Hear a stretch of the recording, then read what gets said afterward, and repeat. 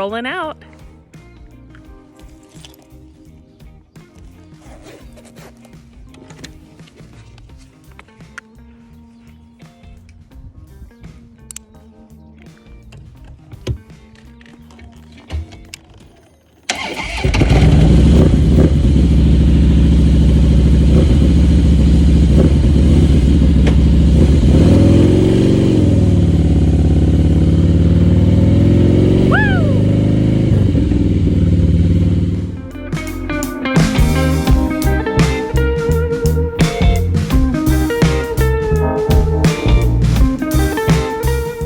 Once again, I have reached the end of the road.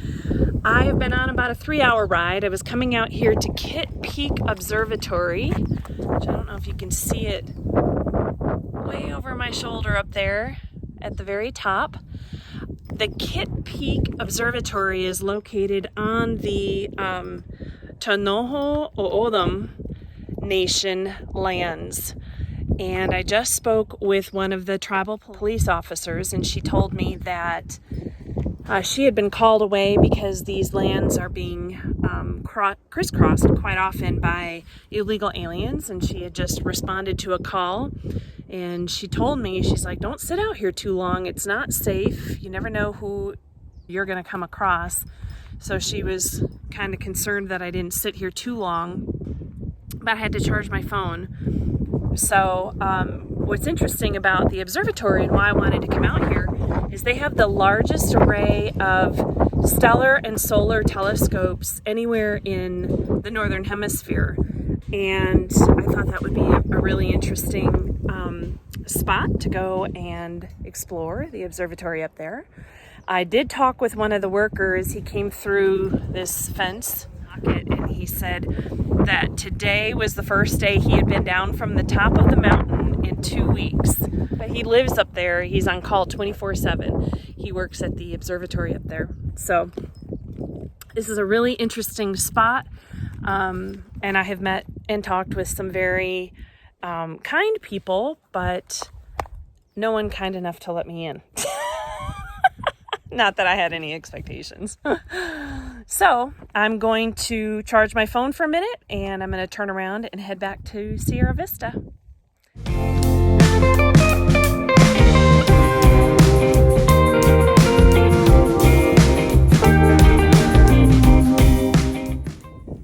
I'm driving away from another closed location, but I'm not too worried about it. It's always about the journey. It's always about the ride and not necessarily the destination. That's a pretty sound, isn't it? See the close signs? Adios.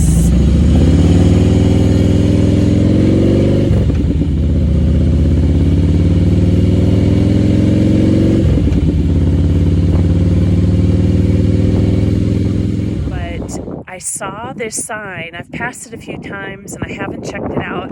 It said Empire Ranch Historic Lands. And I was like, oh, well, I'm not going to drive onto somebody's ranch. But I did today, and it's actually a national conservation area called the Cienegas National Conservation Area. So I just went down to that little sign and saw that there might be a route through here that is paved. So I just thought, why not? I'm going to go ahead and go for it because I can.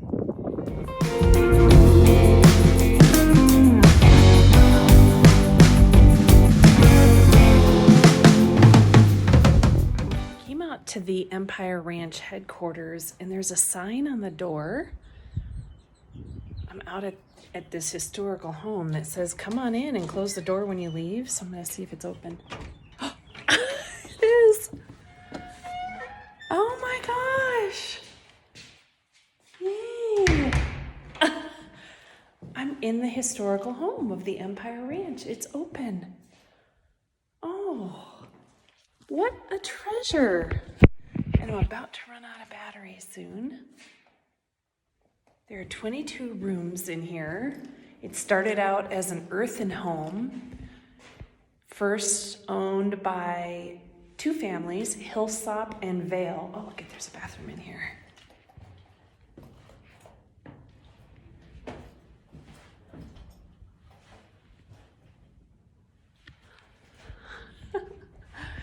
And it transferred to the Boyces in 1929, and they operated the ranch until 1975. And then in 1988, the 42,000 acres of this ranch and the headquarters here was taken over by the BLM, or was acquired, I should say. These old dolls. I just got a little creeped out. Oh, another bathroom. I can't believe I'm wandering around this house by myself. Oh, look. A very, very pink, peachy toned bedroom.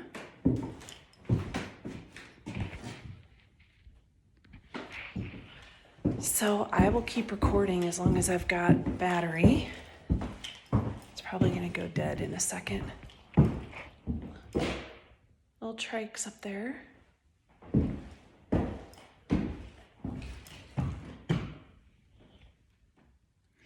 So I was reading on some of the information that they kept their cattle and horses out here in the courtyard because in the early days of the Arizona frontier, they cattle rustlers and horse thieves would just come and help themselves. So they actually ended up keeping them right here in the courtyard because then they could kind of nab anybody if they came and tried to steal their cattle and horses. Oh, okay. I just realized when I stuck my head in there that that's probably at the point in the movie where you're like, don't go in there, don't do it. And then I go and I stick my head in there. Just old. I'm sure it was a grand old home in its day. Oh. Okay, let's see if I can do this, if I can remember.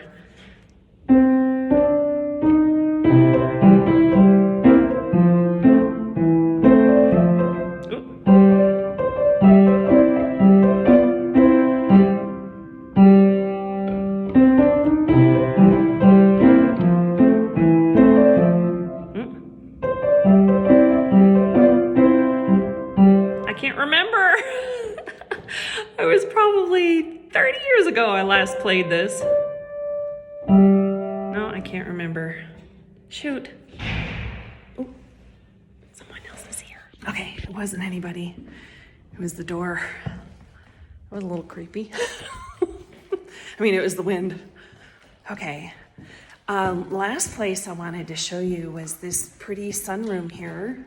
This is right by the front door where I came in, and I was reading that this bay window was added by one of the ranching men for his wife, Margaret, because she came to the marriage with a lot of money, $10,000, big bucks back in the day. And he was investing it in more land and cattle. So in order to make his bride happy to be out here in the Arizona wilderness back in the pioneering days, he built this bay window with big plate glass sections for his bride to try and make her happy out here in the desert grasslands. I don't know if she was or not. I know I would be because she's got a beautiful view, but that is the last thing I was gonna show you. Nobody came in the house. I was like, who would be out here? Other than me, crazy lady. But it was the wind on the door. Oh, the last thing I was gonna show you. On the door, coming into the house, caution, watch out for snakes. Yes, I will do that. Coming back out. Close the door like it asks. I'm back on the front porch, and my bike is parked on the other side of the corral that I showed you earlier from inside the house. The corral where they kept their cattle and horses safe from rustlers. So I head back to the bike. I'm just glad I had enough video for this to take you along with me.